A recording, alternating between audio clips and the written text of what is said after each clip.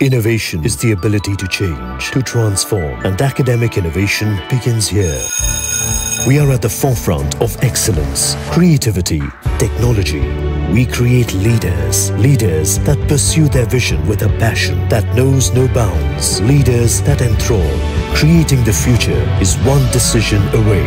Are you ready to transform? Are you ready to transcend even the furthest of horizons? Where is your horizon? We are Podar. Nashik शहरात आढळली पुरातन पेशवेकालीन रहाट.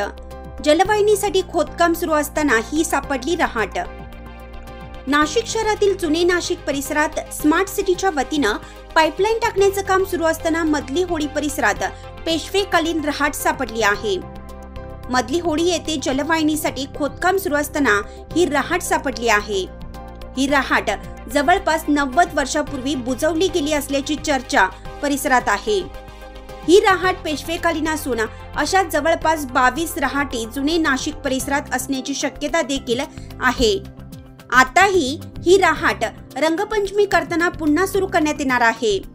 रंगपंचमीच्या दिवशी विधिवत जलपूजन करून तसेच पालखी मिरवणूक काढून या ठिकाणी मोठ्या उत्साहात रंगपंचमी साजरी करण्यात येणार आहे. ही रहाट 12 बाय 12 फूट असून या रहाटीची खोली 5.5 फूट आहे. रंगपंचमीसाठी या रहाटीत नैसर्गिक केसरी रंग खास फुलांपासून तयार करण्यात येणार आहे.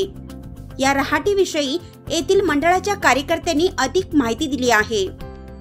ही मधल्या होळीची जी राहाड आहे ही पुरातन पेशवेकालीन राहाड आहे आणि जे जाणते जुने जे लोक आहेत त्यांनी सांगितलं 80 वर्षापूर्वी ही राहाड उघडली गेली होती.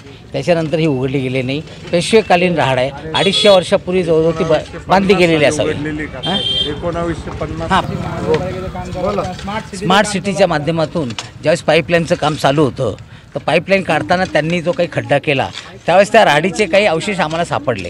मग त्याच्यानंतर त्यांना आम्ही रिक्वेस्ट केली. स्मार्ट सिटीवाल्या लोकांनी आम्हाला खूप मदत केली, सहकार्य केलं आणि त्यांनी सांगितलं ठीक आहे, जर काही पुरातन लोकांची भावना असलेली जर का राहाड असेल तर आम्ही ते काम वेगळ्या मार्गाने नेऊ. त्याप्रमाणे त्यांना आम्ही रिक्वेस्ट केली की तुमची पाईपलाईन जी आहे ती वेगळ्या मार्गाने न्या. त्याप्रमाणे सहकार्य करून त्यांनी ते पाईप काढले आणि आज ह्या घडीला तुम्हाला जी दिसते राहाड त्या पद्धतीने ती उभी आहे.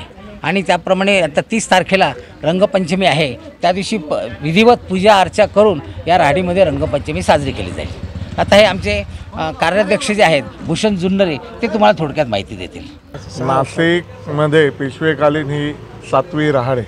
टोटल नाशिकमध्ये 22 पेशवेकालीन राहाडी आहेत. एक म्हणजे आपलं शनी चौकामधली आलं लक्षात पंचवटीमध्ये, दुसरी दिल्ली दरवाजापाशी, त्याच्यानंतर तिवंदा चौकामध्ये आहेत, तांबड गल्लीत आहे, ही मधले दंडे हनुमानापाशी आहे. त्याच्यानंतर मधली होळी आहे, सूर्यनारायण मंदिरापाशी राहाड एक. त्याच्यानंतर खाली रोकडोबाच्या तिथं पण एक राहाड होती, ती काय अजून लक्षात नाही येते पण तिथं पण सांगतं. आणि ही 50 वर्षानंतर ही राहाड.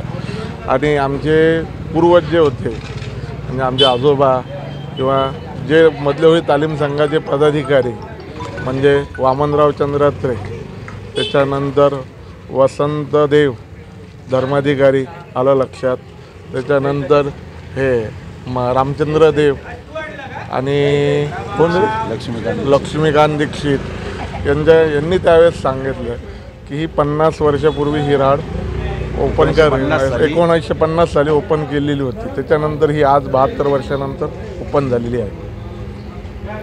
रंगोत्सव साजरा करण्यासाठी शासकीय स्तरावरच्या लागणाऱ्या सर्व परमिशन पोलीस खात्याच्या तसेच महानगरपालिका स्मार्ट सिटी अंतर्गत पुरातत्व विभाग जिल्हा कलेक्टर ऑफिस सर्व ठिकाणच्या परमिशन आम्ही घेतल्या आणि जवळजवळ 80 वर्षानंतर आम्ही राहाड ही सर्व रंगप्रेमींसाठी ओपन करून देण्यात आहे.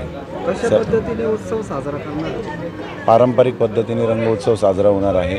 पालखी काढणार आहे. जलदेवतांची पालखी काढून विधिवत या राहाडीमध्ये त्यांचं पूजन करून स्थापना करण्यात येऊन सगळ्यांसाठी रंग उत्सव म्हणजे वापरण्यासाठी खुली करण्यात येणार आहे. चालू घडामोडींचे अपडेट्स जाणून घेण्यासाठी चॅनलला सबस्क्राइब जरूर करा, लाईक करा, कमेंट करा आणि शेअर करा. बेल आयकॉनवर प्रेस करा आणि नोटिफिकेशन्स मिळवा.